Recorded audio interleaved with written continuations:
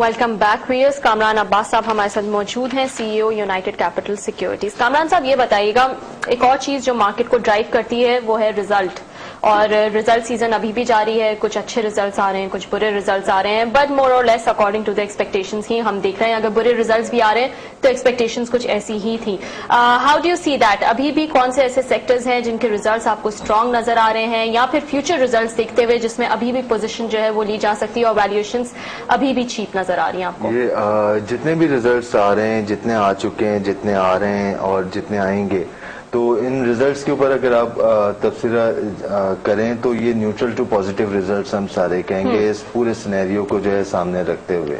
और आने वाले टाइम के अंदर अभी आपने फिगर्स देखी, एक्सपोर्ट की फिगर्स सीमेंट सेक्टर के ऊपर। सीमेंट सेक्टर जो है वो प्रेशर के अंदर रहा, उसके ऊपर पैसे कम हुए थे, मगर जुलाई की आपने जब फिगर्स देखी तो आपने देखा कि एक्सपोर्ट के जो है हाईएस्ट नंबर्स हैं जुलाई के अंदर ईयर टू ईयर अगर बेसिस के ऊपर आप कंपेयर करें।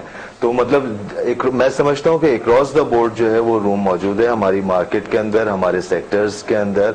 और अगर सेक्टर्स को आप पॉइंट आउट पिन पॉइंट करना चाहें तो cement sector, banking sector, oil and exploration के अंदर जो है अभी भी बहुत रूम है। और मतलब अगर उसके अंदर यील्ड के हिसाब से भी देखें तो वो जो है मैं इन सेक्टर्स को जो है रिकमेंड करूंगा आने वाले टाइम के लिए। ठीक है, नेक्स्ट ईयर में आपको लगता है कॉर्पोरेट प्रॉफिटेबिलिटी जो है उस पर खासा फर्क पड़ेगा और बेहतर होगी, या फिर वर्स हम देख सकते हैं? नहीं, वर्स मुझे नजर नहीं आती। मैं न्यूट्रल टू पॉजिटिव ही समझता हूँ। अगर आप कंपेयर करेंगे इस वक्त की रिजल्ट से तो आने वाले क्वार्टर्स के अंदर जो है बेहतरी के इम्कान वाज़े मौजूद है। ठीक है, बैंकिंग सेक्टर में बहुत ज्यादा मसाइल नजर आए, लेकिन पिछले कुछ अरसे में हमने देखा बैंकिंग सेक्टर ने मार्केट को भी बहुत सपोर्ट किया, हमारी इकोनॉमी को भी जो है वो बहुत सपोर्ट किया, क्योंकि इकोनॉमी का डायरेक्ट रिलेशनशिप नजर आता है। जब इकोनॉमिक क्राइसिस हमने देखे, स्लो डाउन देखा, तो इस बैंकिंग सेक्टर में भी जो है हमने काफी हद तक स्लो डाउन देखा।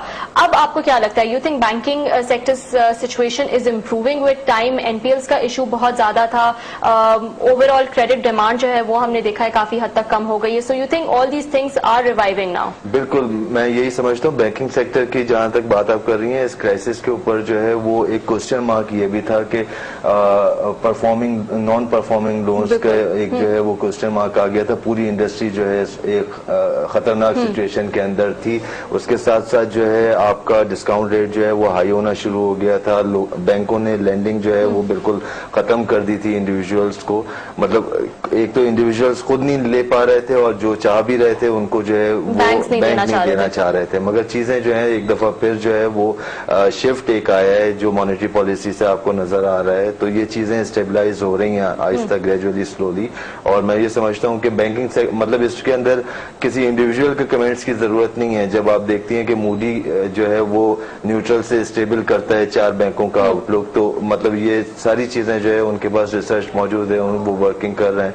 और आपने देखा अभी बैंक, यूपीएल और 2 और बैंकों का जो है नेशनल बैंक, और तो ये मतलब ये बैंकिंग सेक्टर के अंदर भी जो है वो रूम मौजूद है। ठीक है, टू एंड द शो मैं ये जरूर पूछना चाहूंगी आपसे कि इन्वेस्टर्स को आप क्या सजेस्ट करेंगे इन लेवल्स पे, क्योंकि मार्केट बहुत बढ़ गई है, लोगों का कॉन्फिडेंस जो है वो जरूर थोड़ा सा रीबिल्ड हुआ है, लेकिन फिर भी पूरी तरह से नहीं हुआ है। देयर स्टिल वेटिंग के लेट्स सी के मार्केट जो है वो क्या डायरेक्शन लेती है। What will be your suggestion to the investors? देखिए, मार्केट की जहां तक बात कर रही है, मार्केट के अंदर डाउन साइड रूम जो है वो कम है। 7500 जो है ये बॉटम लगता है। अगर मतलब मार्केट में प्रेशर आता भी है तो 7500 से नीचे नहीं लगती। अगर आप टारगेट की बात करें तो नवंबर दिसंबर के अंदर 10,600 टारगेट है। अब इशू यही है जो इन्वेस्टर्स हैं, आप कह रहे हैं नवंबर, जी हाँ। अब इशू यही है कि जो मार्केट के अंदर काम करने के लिए आना चाहता है वो किस तरह काम करता है। अगर वो डिलीवरी बेस्ड काम करता है तो ये बेहतरीन लेवल्स हैं यहाँ पे भी इन्वेस्टमेंट करने के लिए।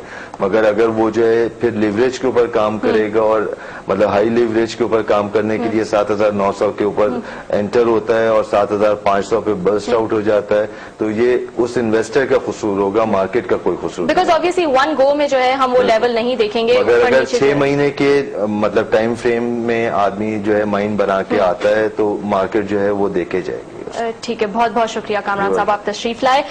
10,600 کا لیول جو ہے وہ کامران صاحب نے کہا ہے نومبر تک جو ہے وہ ہم دیکھ پائیں گے. 7,500 جو ہے وہ باٹم دیکھ رہے ہیں, تو ڈاؤن سائڈ جو ہے وہ زیادہ نہیں دیکھ رہے کہ مارکیٹ جو ہے وہ زیادہ جائے گی. 7,500 تک پھر بھی ہم دیکھ سکتے ہیں, لیکن جیسے کہ ان کا بھی کہنا ہے اگر انویسٹرز ایک لانگ ٹرم ویو لیتے ہیں, ایٹ لیسٹ 6 مہینے کا view, which is still not long term but پھر بھی 6 مہینے کا ویو بھی لیتے ہیں تو بھی, اور وہ انویسٹرز جو کہ ڈلیوری بیسڈ کام کریں گے اور اس وقت ان کے لیے ویلیویشنز پھر بھی اسٹرانگ ہیں, if they take a position right now and wait for good 6 months اور مے بی مور, ان کو فائدہ جو ہے وہ ضرور ہوگا. آج کے پروگرام میں اتنا ہی. ربیہ خان کو اجازت دیجیے, آپ دیکھتے رہیے بزنس پلس.